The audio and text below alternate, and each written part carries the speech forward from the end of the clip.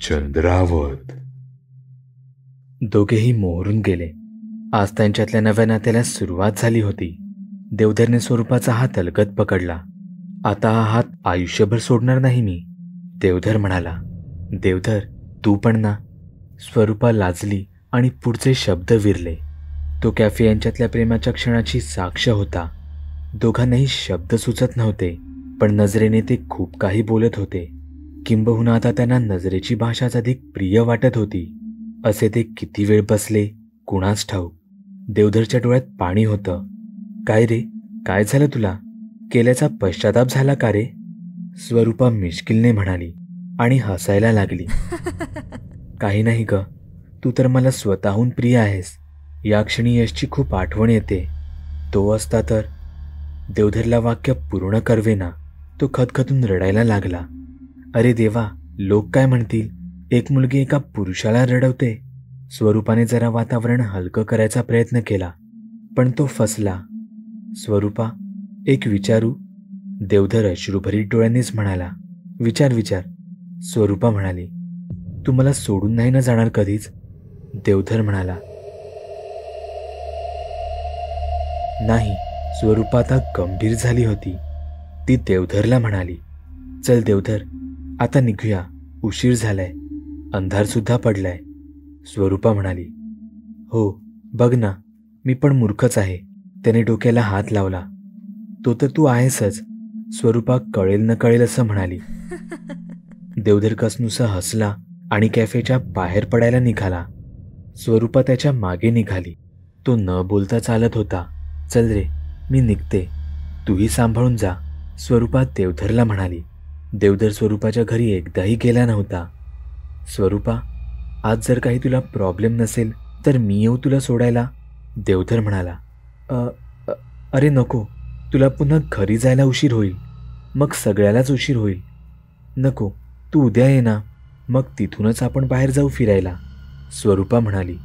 नको अगं, उद्या काही करायची इच्छा होईल असं वाटत नाही, आजच येतो. देवधर अडून होता. स्वरूपाला देवधरचा अंदाज येत नव्हता. मुळात तिला देवधरचं हे रूप पहिल्यांदाच पाहायला मिळत होतं. देवधर खूप उदास दिसत होता आज. बरं, तू काही ऐकणार नाहीस, चल, स्वरूपा निरीच्छेनेच म्हणाली. देवधर स्वरूपाला तिच्या घरापर्यंत सोडायला निघाला.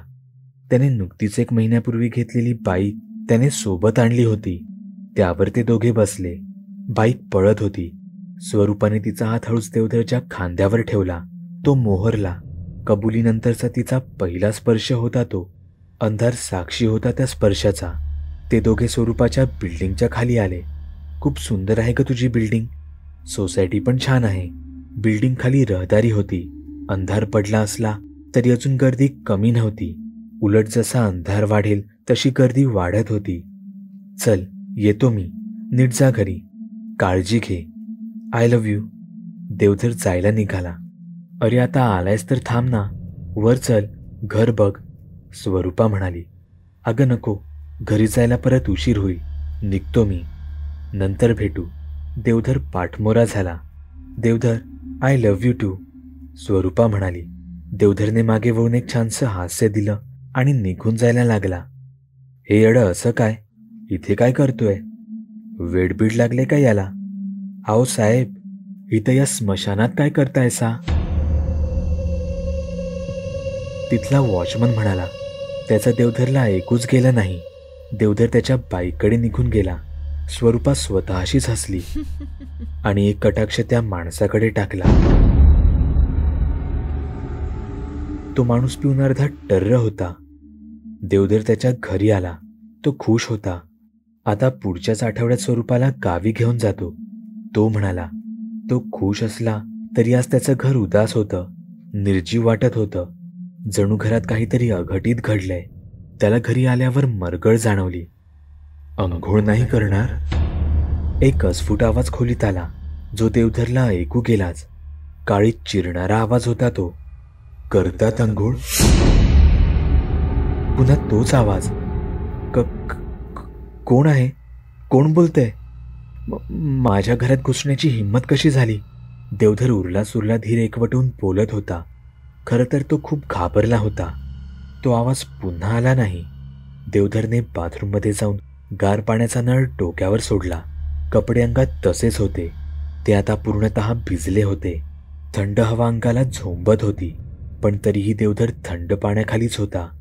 कधीतरी समाधान झाल्यावर तो बाहेर आला, तेव्हा तो नखशिकांत भिजला होता. त्याचे डोळे मलूल होते, अंगात त्राण नव्हते. तो खाली कोसळला. खरं तर आज त्याच्या आयुष्यातल्या सगळ्यात आनंदाचा दिवस होता, पण भीतीने सगळं काही एका क्षणात संपवून टाकलं होतं.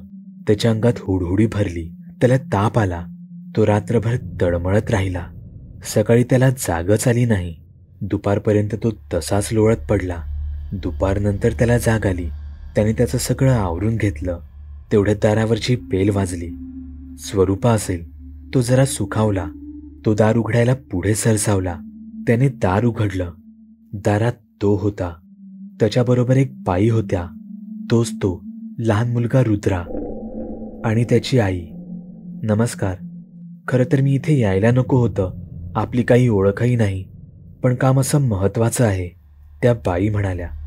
ठीक आहे, बोला ना, देवधर म्हणाला. नमस्कार. याला तर तुम्ही ओळखताच. हा रुद्रा. मी सुलभा रणपिसे. त्या बाई म्हणाल्या. सुलभा रणपिसे? रणपिसे? देवधर पुटपुटला. हो, मी सुलभा रणपिसे, इन्स्पेक्टर विराज रणपिसे यांची बायको. त्या बाई म्हणाल्या. ओ, या बसा ना. देवधर त्यांना म्हणाला. खरं तर खूप वाईट झालं. रणपिसे असे अचानक. देवधर थांबला. देवधरला सुलभांच्या मोकळ्या कपाळाकडे पाहवत नव्हतं. Oh, I am really sorry. देवधर छोट्या रुद्राकडे पाहत म्हणाला. नाही, तेच सांगायला आली आहे तुम्हाला, सुलभा म्हणाल्या. इन्स्पेक्टर रणपिसे हार्ट अटॅकने गेले नाहीत. सुलभा शांत, निर्विकारपणे बोलत होत्या. त्यांच्या आवाजातला थंडपणा पाहून देवधरला कसंसच होत होतं. आता झाल्या गोष्टीला आपण काहीही करू शकत नाही. आपण दुःख करून माणूस परत येणार नाही. मी इतकी निर्विकारपणे बोलते हे असं कसं, असं तुम्हाला वाटेल, पण माझंही आधी खूप रडून झालंय. तुमचा मित्र यश याच्या मृत्यूची कस्टडी इन्स्पेक्टर रणपिसेंकडे होती, म्हणून तुमच्याबद्दल माहितीये. बागेत माझा आमचा मुलगा तुमच्याशी खेळायचा, तीही ओळख आहेच. अर्थात तेव्हा तुम्ही देवधर आणि यशचे मित्र आहात हे मला माहिती नव्हतं. सुलभा सलगपणे बोलत होत्या. रुद्राचा अवखळपणा आता पार विरला होता. ते पाहून देवधरला कसं तरीच होत होतं. तर मला हे सांगायचंय की रणपिसेंचा मृत्यू हार्ट अटॅकने झाला नाही. हा घातपात आहे, तोही एका आत्म्याने केलेला. सुलभा काहीतरी असंबद्ध बोलत होत्या. अहो, हे काय बोलताय तुम्ही? हार्ट अटॅक होता ना तो, पेपरला तेच दिलंय. आणि त्यांचा कोण खून करेल? आणि आत्मा? देवधर पार गोंधळला होता. त्याला काय करावं सुचत नव्हतं. हो मिस्टर काळे, खूनच झालाय त्यांचा. सुलभा ऐकायला तयार नव्हत्या. देवधरला त्या मुलाची दया येत होती. इतक्या लहान वयात त्याला काय काय ऐकावं लागत होतं. त्या दिवशी मी आणि रुद्रा घरात होतो, हे तुमच्याकडेच गेले होते, पण मला त्या दिवशी सारखं दडपण येत होतं. वाटत होतं काहीतरी घडणार आहे. मी देवाचा धावा करत होते. हे घरी आले, खूप थकलेले दिसत होते. धड जेवले पण नाहीत. सरळ खोलीत निघून गेले.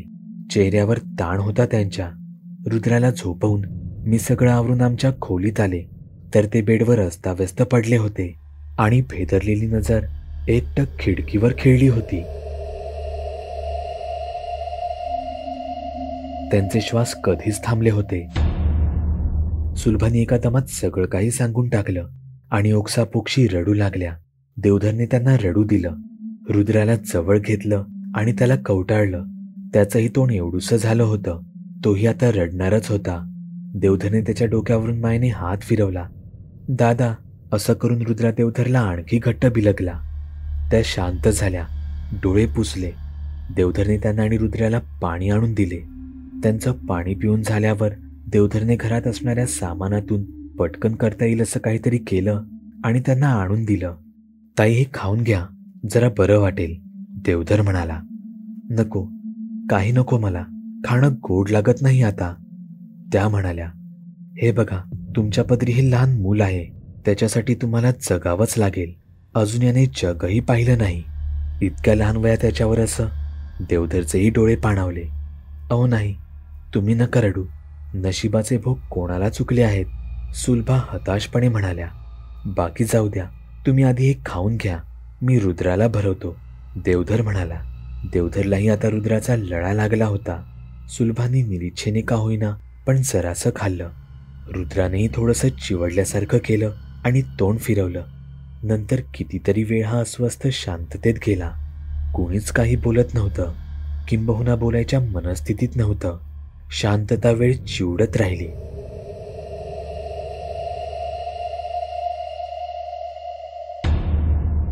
बागुल बुवा. चॅनलवर अपलोड केलेल्या नवीन व्हिडिओची नोटिफिकेशन मिळवण्यासाठी चॅनल सबस्क्राईब करायला विसरू नका. व्हिडिओ आवडला तर आमच्या मेहनतीचा मोबदला म्हणून तो लाईक करून मित्रांसोबत जरूर शेअर करा. चॅनलवरचे इतर व्हिडिओ पाहण्यासाठी इथे क्लिक करा. तसेच चॅनलवरची प्लेलिस्टही चेक करा. दर दिवशी नवनवीन भूतांचे व्हिडिओ बनवून मी तुमचं मनोरंजन करत राहू याची खात्री बाळगा.